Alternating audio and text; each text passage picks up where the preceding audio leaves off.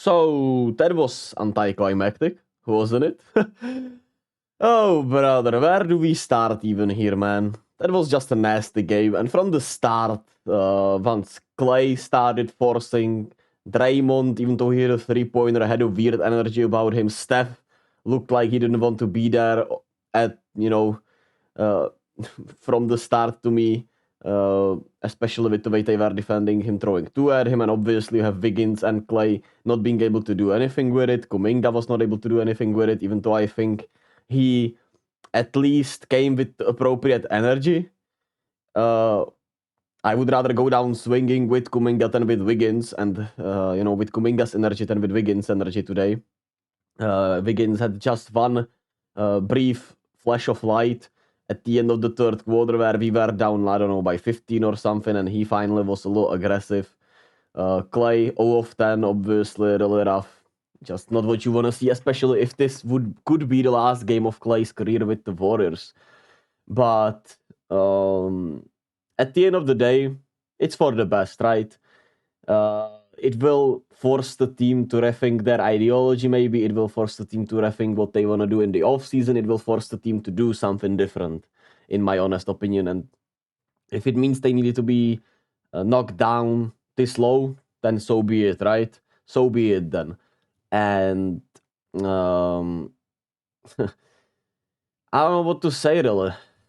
It's just tough, man. Seeing Klay go out like this, no matter what you think, no matter how you see, I still don't want to see him leave because of what he has done for the franchise, but maybe that's just the nostalgia, man. Maybe nostalgia is just keeping some of us hostage. But we'll see what happens with Klay, right? Could an Orlando offer him, give him an offer he couldn't refuse? Probably. And they're on a good trajectory, right? And they need a shooter, so that fit has been there all season, looming over us. So we'll see what happens with that. And if we keep him, Steve Kerr said he hopes to keep Klay. He hopes to keep Chris Paul. He said we need Klay. And Steph said that he just obviously can't imagine playing, not playing besides Klay, but that he just wants to win.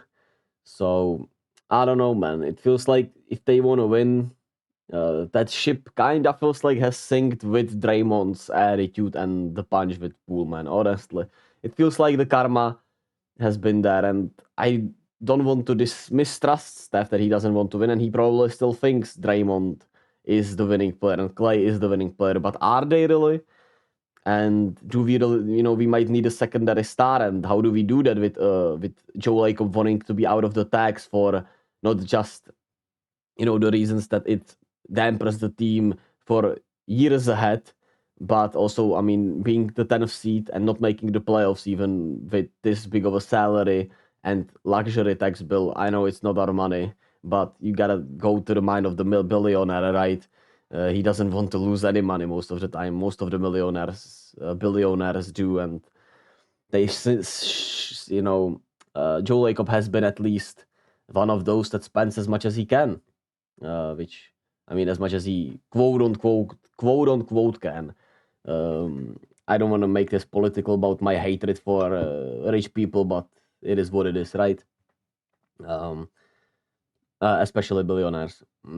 But yeah, Kuminga forced it a ton, couldn't get any whistles, which did not help, so he settled for some bad jumpers, especially in early clock situation.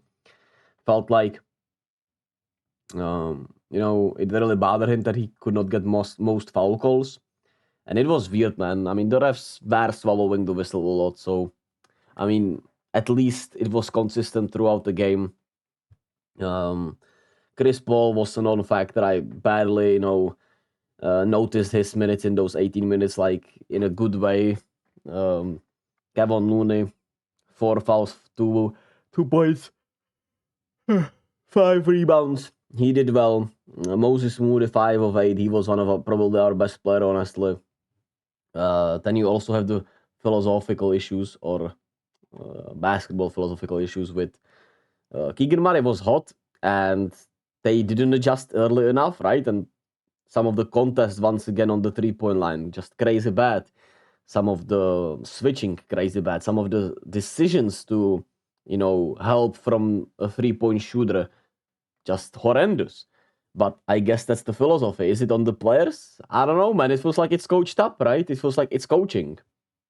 So, yeah, and we were getting dominated on the glass early on also, so that did not help. And it was just a nasty loss, nasty end probably to the dynasty, even though as long as Steph is playing, it's not over, but he surely needs a secondary star. The pipe dream would be Giannis, but I don't know how you get Giannis with keeping Klay and Draymond, and making that work. And I honestly, I don't know why stars would want to play with Draymond. And as much as Steph has been an attraction, our culture over the last couple of years has been a little toxic. Let's just put it that way, right? The work culture has been toxic, and I don't know, man. Maybe Giannis would want to play just with Steph, right? And he would just play with Steph. Maybe it doesn't have to be with Draymond. I don't know, man. Steph wants to play with Klay and Draymond, and he wants to win. The question is that still a winning equation, right? Does Steph, Klay, and Draymond mean winning? If Klay is on a smaller deal and you can get another star, maybe, but can you? It's gonna be a lot of question marks. It's gonna be interesting if we bring a Chris Paul back, like Steve Kerr hopes we will, because that would have to be on a minimum, obviously. What's gonna happen if Kuminga? Will he play on the 4th-year contract? Will he get an extension? Will he be traded? The same goes for Moses Moody. Klay's contract, like I talked about, what's gonna happen with that? Will we trade Wiggins, who probably should be on the trade block with the way he has played the last couple of years and the inconsistencies? GP2 should for sure be on the trade block, right? He's quite literally just unreliable to stay healthy, and he should be on the trade block just for that fact. So that is that. The Lakers beat the Pelicans and set up a matchup with the Nuggets, which will be interesting. Poor Zion, man, because he was having the game of his life. 40 points, 11 rebounds, 5 assists, 17 of 27. He was walking these Lakers down, man. And then he got hurt as he tied the game. And that fucking sucks, man. That just fucking sucks. Because I really think they would have beaten the Lakers had Zion stayed in the game. But shout out D'Lo for the clutch 3-ball there. CJ McCollum shit the pants. No matter how many games he can give you, even in high pressure moments, he's just not the guy you're gonna win with, man. I'm sorry, but he's just not a guy you can rely on to win with. Him and Valanciunas, two guys you can't trust, in my opinion. CJ maybe could win you around. Obviously, in his prime with Dame, he helped Dame get to the 4th round. I mean, to the conference finals, but not a winning. I don't know, man. I just feel like CJ McCollum is not a winner. But I mean, who are the winners in this league when you think about it, right? Tonight we have the Sixers against the Heat, Bulls against the Hawks. I guess I'm taking the Heat.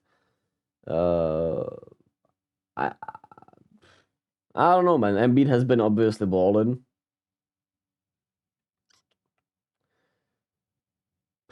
My gut tells me the Heat, man. All I can say, basketball reasons, everything tells me Philadelphia with the way Embiid's playing, even though he's still a little bit of an injury scare, obviously.